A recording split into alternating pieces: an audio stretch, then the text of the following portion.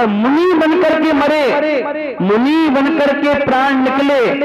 तो आचार्य बोल रहे हैं उक्कसेणे दो तीन भाव झरण्येणे सत्तत भाव।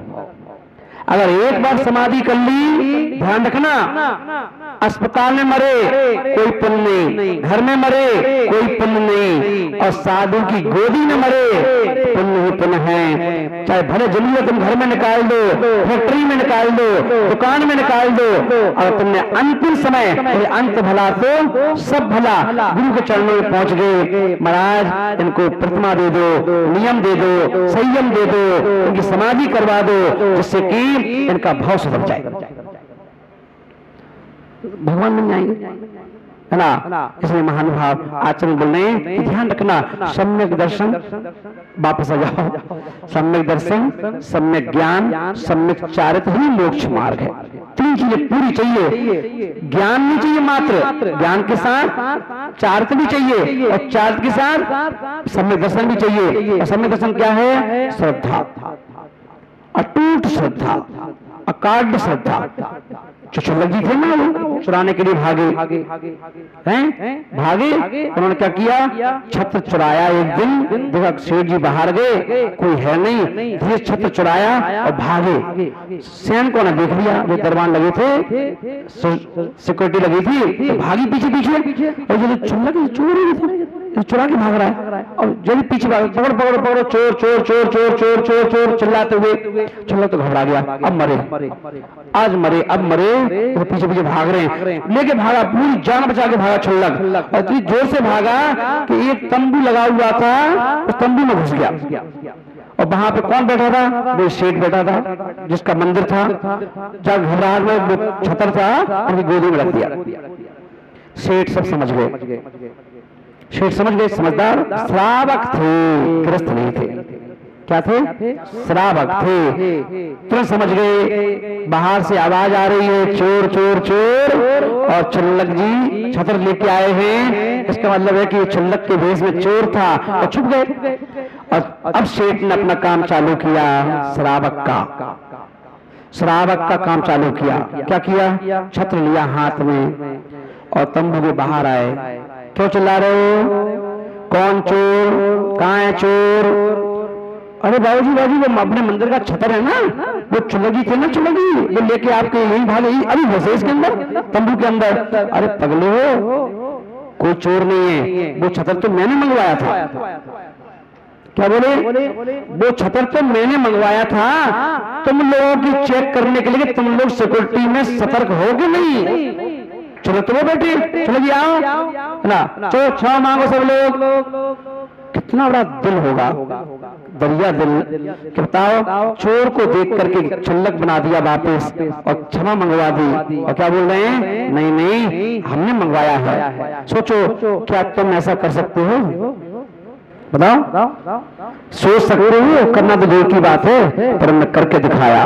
और क्या किया? सबसे कहा चलो क्षमा मांगो, चल जाओ वापस, जो पकड़ो छतर लगा देना, चल लगाओ, चल जाओ। सब चले गए। अब बुलाया छुल्लक जी को। क्या छुल्लक महाराज, अगर तुम इस भेष में चोरी करोगे तो बताओ, कल के दिन कोई मंदिर में छुल्लक को घुसने नहीं देगा? हैं? ऐसे काम कर रहे हो तो तुम अपनी गलती से आने वाली पीढ़ी में जो छुल्लक बनेंगे उनकी व्यवस्था बंद कर रही हो। इसलिए चलो, और बहुत फील हुआ कि आज सेठ ने बचा लिया, तो आज तो मेरे चांद बिना केस जो केसवां से तो बिना खींचे हो जाता। चलो जी ने तुरंत पश्चाताप हुआ, हाथ जोड़े, बोले सेठ जी अब तो तुम ही भगवान हो। आज मैं नियम लेता हूं, अभी तक नकली छुल्लक था, पर आज से असली छुल्लक बन जाओ। और कहीं आज तुम लोगों के हाथ में भी ऐसा छुल्लक लग जाता तो छुल्लक तो बन नहीं पाता है? बताओ क्यों? क्योंकि श्रावक नहीं है ना। और ये कोई काम कर सकता है जो श्रावक कर सकता है, ग्रस्त नहीं कर सकता। तो ग्रस्त का कोई धर्म नहीं है, ग्रस्त का कोई चारित्र नहीं है, ग्रस्त का कोई व्रत नहीं है, संयम नियम नहीं है। महानुभाव, हम सब अपने दो सूत्र को क्या बनना है? या तो श्रावक बन जाओ या फिर साधु बन जाओ। महानुभाव इस चीज का ध्यान रखें और बनने की तैयारी भी करें, लगातार जुड़े रहें, कोई ना कोई नियम लेते रहें जिससे हमारी समाधि मान अच्छे से हो। महानुभाव, हमारे जीवन में 3 पड़ाव, जीवन के 3 पड़ाव, जैसे एक दिन में सुबह, दोपहर, शाम, बचपन, युवापन, वृद्धापन। उसी तरह अपन देखें उन 3 पड़ावों को, हमें जो 3 पड़ाव मिलते हैं एक दिन में, उन पड़ाव में हमें अपनी आत्मा के अभिमुख जाने के लिए ज़रूरत है तो देव शास्त्र गुरु की। बचपन है, युवापन है, वृद्धापन है, तो उसके लिए हमें 3 लोग हैं, देव, शास्त्र, गुरु। और अपन देखें जहाँ पर कहा गया कि 3 पन को 3 लोग संभालते हैं, माँ, परमात्मा, माँ, परमात्मा। और अपन देखें कि एक और अपन देखें 3 पन को संभालने के लिए एक माँ है जो बचपन को संभालती है, और युवापन को संत संभालते हैं, और वृद्धापन को परमात्मा संभालते हैं। तो अब अपन ये देखें कि कहा गया कि जिनके जीवन में गुरु नहीं उनका जीवन शुरू नहीं, और एक दूसरी ओर ये कहा गया कि गुरु गोविंद दो खड़े काके लागू पाए, बलिहारी गुरुदेव की गोविंद दियो बताए। तो अपन देखें बहुत सारी चीज़ें हैं गुरु के लिए भी कि इस पंचम काल में जहाँ पर चेतन तीर्थ और अचेतन तीर्थ के नाम से 2 तीर्थ हमें देखने को मिल जाते हैं। जितने भी पहाड़ हैं, मंदिर हैं, पाषाण की मूर्ति के रूप में भगवान हैं, धातु की मूर्ति के रूप में भगवान हैं, ये सभी के सभी अचेतन तीर्थ हैं। और ये अचेतन तीर्थ हमारी आत्मा के परमात्मा बनने में हेतु हैं, कर्मों की निर्जरा करने में हेतु हैं, कर्मों से छूटने के लिए हेतु हैं। और दूसरी ओर अपन देखें चेतन तीर्थ, चेतन तीर्थ वह होता है जिसमें प्राण होते हैं, आत्मा होती है, जैसे कि आचार्य, उपाध्याय और साधु। आचार्य, उपाध्याय, साधु, इनमें आत्मा है, चेतना है, ये बोलते हैं और ये हमें उपदेश देते हैं आत्मा कैसे परमात्मा बनेगी, कैसे हमारा जीवन जीना चाहिए, कैसे हम मरने की तैयारी करें, कैसे हम जन्म को कैसे सार्थक करें और मृत्यु को महोत्सव कैसे बनाएं। तो ये कोई क्रिया जो अगर कोई बताता है तो वो हमें गुरु के रूप में आचार्य, उपाध्याय, साधु बतलाते हैं। और इसीलिए आचार्यों ने को कहना पड़ा कि पंचम काल में संत ही बोलते हैं, परमात्मा बोलते नहीं हैं। वो चुपचाप बैठे हैं, हम उनके सामने जाकर के पूजा करते हैं, अभिषेक करते हैं, अपने हिसाब से उनके सामने बैठकर स्वाध्याय कर लेते हैं, परिक्रमा लगा लेते हैं, जाप कर लेते हैं, पर वो परमात्मा कुछ नहीं कहते कि तुम जाप करो, कि तुम अभिषेक करो, कि तुम अभिषेक ज़्यादा कर रहे हो, कि अभिषेक कम कर रहे हो, कितना करना चाहिए, कैसे करना चाहिए। ये कोई भी किसी भी तरह का उपदेश भगवान नहीं देते, वो मूर्ति बोलती नहीं है। चाहे आप इतना सा एक चम्मच से अभिषेक कर दो तो भी परमात्मा बैठा है, आप छोटे कलश से भर के कर दो तो परमात्मा चुपचाप बैठा है, आप बड़े कलश से कर दो तो परमात्मा चुपचाप बैठा है। ना वो नाक सिकोड़ रहा है, ना वह भौं सिकोड़ रहा है, ना वह क्रोधित हो रहा है, क्योंकि बीतरागी भगवान है, उन्हें आपकी इन क्रियाओं से कोई सारोकार नहीं है। तो अब क्या करें, संत चाहिए। तो इसलिए कहा गया एक जीवन में गुरु होना चाहिए जिससे हमारा जीवन शुरू हो जाए। तो उसके लिए एक संत चाहिए। अब संत कैसा हो, गुरु कैसा हो, गुरु कैसा हो, तो आचार्यों ने कहा गुरु की परिभाषा क्या है, तो बोले कि जो शख्सियत हमें अपने अंधकार से निकाल करके, गुरु रूप में जो शख्सियत है वो हमें संकट से निकालकर, अंधेरे से निकाल करके प्रकाश में रख दे, उसका नाम गुरु है। और प्रकाश में रख दे, उसका नाम गुरु। अब गुरु की हम जाति देखेंगे क्या, गुरु का हम पंथ देखेंगे क्या, गुरु ग्रंथ देखेंगे, ना संत देखेंगे, ना पंथ देखेंगे, ना बूढ़ा देखेंगे, ना जवान देखेंगे।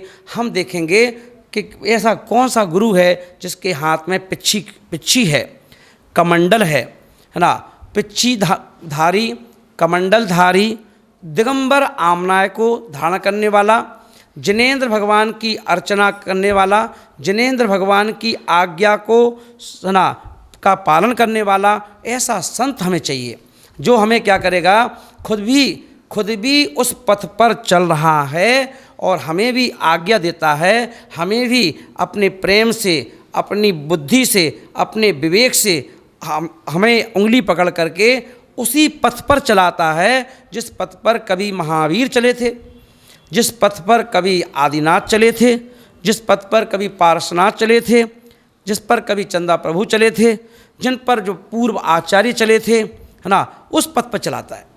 और उस पथ पर चलाता है तो इसीलिए आचार्यों ने कहा कि एक जीवन में गुरु हो, और गुरु कैसा हो, गुरु को किस रूप में देखें हम, गुरु को किस रूप में देखें, तो गुरु ऐसा हो किसी पंथवाद से जुड़ा हुआ ना हो। क्योंकि अपन देखें आज के समय में गुरु भी पंथवाद को बढ़ावा दे देते हैं, है ना, गुरु भी स्वीकार कर लेते हैं कि मैं 20 पंथ का हूँ, मैं 13 पंथ का हूँ, है ना। क्योंकि जो बताओ, सूरज से पूछो तेरी जाति क्या है, हिंदू है, हे सूरज तू हिंदू हो, हे सूरज तुम मुस्लिम हो, हे सूरज तुम सिख हो, हे सूरज या तुम ईसाई हो, सक्सेना हो, जैन हो, क्या हो, तो सूरज कहेगा मैं कोई जाति का नहीं, पर मैं सब जातियों का हूँ। क्योंकि जब मैं निकलता हूँ तो मेरा प्रकाश जैन, अजैन, हिंदू, मुस्लिम, सिख, ईसाई, है ना, चाहे वो अच्छा आदमी हो, चाहे वह बुरा आदमी हो, चाहे जानवर हो, चाहे पक्षी हो, चाहे चींटी हो, कोई भी हो, मेरा प्रकाश सभी जीवों के ऊपर जाता है। सभी के लिए मैं प्रकाश देता हूँ, सभी को जीवन देता हूँ, सभी को धूप देता हूँ, है ना। मैं कभी किसी के लिए पक्षपात नहीं करता। आचार्य बोल रहे हैं कि ऐसे ही तो एक संत होता है। संत का ना कोई पंथ होता है, संत स्वयं एक अरहंत होता है, स्वयं एक सिद्ध होता है। क्योंकि वो जिस रास्ते पे चल रहा है, क्योंकि बीज में ही पेड़ छिपा हुआ है, बीज में ही पत्ते छुपे हुए हैं, बीज में ही फल छुपे हुए हैं, है ना। ऐसे ही संत है। संत क्या करता है, भगवान महावीर स्वामी के जो सिद्धांत है उन सिद्धांतों को हमें देता है। ना उसको ये मतलब है कि तुम हमारे नारे लगाते हो कि नहीं लगाते हो, संत को ना ये मतलब है कि तुम हमारे गुण गाते हो कि नहीं गाते हो, संत को ना ये मतलब है कि तुम हमारे पीछे पीछे भागते हो कि नहीं भागते हो। ये तो हमारी भक्ति है कि हम उनके नारे लगाते हैं, हम उनकी भक्ति करते हैं, है ना। तो ऐसा संत जिसे किसी से कोई मतलब नहीं, ना आपसे राग है ना आपसे द्वेष है, ऐसा संत, है ना। पर अपन देखें आज हमें ऐसे गुरु की आवश्यकता है इस पंचम काल में, जिस गुरु की सोच भगवान महावीर स्वामी जैसी हो, जिस गुरु की सोच बड़े बड़े कुंद आचार्य जैसी हो, है ना। आज अपन देखें संत मिलते नहीं हैं। वो कहते वो उन गुरु के चेले हैं, वो कहते हैं वो उन गुरु के चेले हैं, है ना। तो अब ये बताओ उनको हम महावीर जैसा कैसे कह देंगे। आज संत मिलते हैं पर आपस में ग्रस्त जो होता है उससे तो उनको अच्छा प्रेम मिलता है, प्रेम देते हैं, पर संत मिलने को जब बारी आती है तो मिलने को तैयार नहीं होते हैं, है ना। कोई कहता है मैं बड़ा संत हूँ, कोई कहता है मैं छोटा संत हूँ, है ना। क्योंकि मुझे याद है गुरुदेव बताया करते हैं, आचार्य भगवान कहा करते हैं कि जब आचार्य शांति सागर जी महाराज ने दीक्षा ली, जो दक्षिण के थे, और उन्होंने जब दीक्षा ली तो उन्हें पता चला कि एक देशभूषण जी महाराज हैं देश भूषण जी महाराज ने दीक्षा जब ली तो उनने कम उम्र में दीक्षा ली थी। तो देश भूषण मुनि महाराज जी ने जब दीक्षा ली तो उनके मन में ये भाव आया कि मैं आचार्य शांति सागर जी महाराज के दर्शन करने जाऊंगा, उनके दर्शन करूंगा, क्योंकि उन्होंने सुना था कि शांति सागर महाराज बहुत बोल्ड साधु हैं, है ना, धर्म के प्रति बहुत सजग साधु हैं। तो उनका मैं उनके दर्शन करूंगा। और जब मैं उनके पास ऐसा योग बैठा और शांति सागर जी महाराज के पास जब देश भूषण जी मुनि महाराज बैठे, दोनों अलग अलग गुरु के चेले थे, है ना, जब वो पहुँचे तो शांति सागर जी महाराज ने देश भूषण जी मुनि महाराज को देख करके, उन्हें पहले तो इतना खुश हुए, देख करके इतना खुश हुए, और खुश होकर के वो बड़े बुजुर्ग साधु थे शांति सागर, देश भूषण जी महाराज यंग थे, छोटे मना कम उम्र के थे। उन्होंने क्या किया, एक मुनिराज ने दूसरे मुनि महाराज को गले लगाया, अपनी गोद में बैठा दिया, है ना। बोले कि मुझे बड़ी खुशी हो रही है कि तुमने इतनी कम उम्र में दीक्षा ले ली, है ना, धन्य हो तुम, और तुम कितनी धर्म की प्रभावना कर सकते हो, है ना। और ध्यान रखना बेटा, अपने संयम को बचा के रखना, क्योंकि संयम रतन संभाल, विषय चोर बहु फिरत है। बहुत सुंदर वात्सल दिया। और देश भूषण जी मुनि राम महाराज का मुनि दीक्षा लेना सार्थक हो गया। और उन्होंने अपनी पुस्तक में लिखा, मुझे बड़ी खुशी हुई कि मुझे इतने बड़े आचार्य का इतना आशीर्वाद मिला, मुझे इतने बड़े आचार्य महाराज का इतना प्रेम मिला, वात्सल मिला, तो उनको प्रभावना करने में, साधना करने में दृढ़ता और आ गई। क्योंकि जब बड़ों का आशीर्वाद मिल जाता है ना, तो लगता है कि मैंने दीक्षा लेके कोई गलत काम नहीं किया, सही काम किया है।